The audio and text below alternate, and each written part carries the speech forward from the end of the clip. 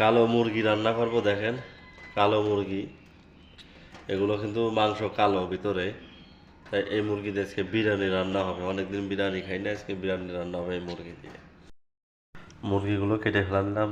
দেখুন, মাংস কিন্তু ভিতরে কালো, এই দেখেন, কালো কালো মুরগি। এখন এগুলো পরিষ্কার করবো।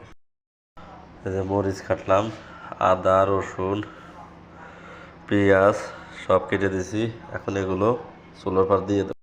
তাই মুরগি দিয়ে দিলাম। তারপর দেখেন মুরগি রান্না শুরু হয়ে গেছে। এটাই তো মুরগি দিছি, আর এটার ভিতরে পেঁয়াজ, রসুন, আদা দিছি। চাউল দেবো, এটা বিরিয়ানি রান্না হবে। এটা হবে বিরিয়ানি রান্না, আর এটা হবে মুরগি রান্না। দেখতে থাকুন আপনারা। মুরগি কষানো হয়ে গেছে, আমি একটা টেস্ট করার জন্য উঠলাম। দেখুন, ব্যাস ক্লিয়ার। এখন এটা খেয়ে দেখো কী অবস্থা মুরগি। যে চাউল দিয়ে দিছি, এর ভিতরে যে পেঁয়াজ আছে, পেঁয়াজ রসুন আছে। দেখেন, পেঁয়াজ রসুন দিয়ে চাউল দিয়ে এখন একটু নাড়া দিয়ে দেবো।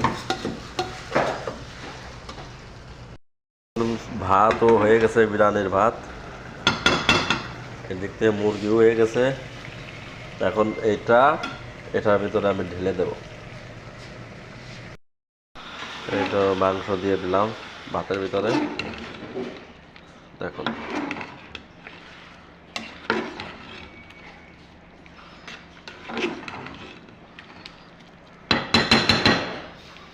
এখন রেখে যাব। খাবার সেই স্বাদ আছে গাইস, কি বলবো।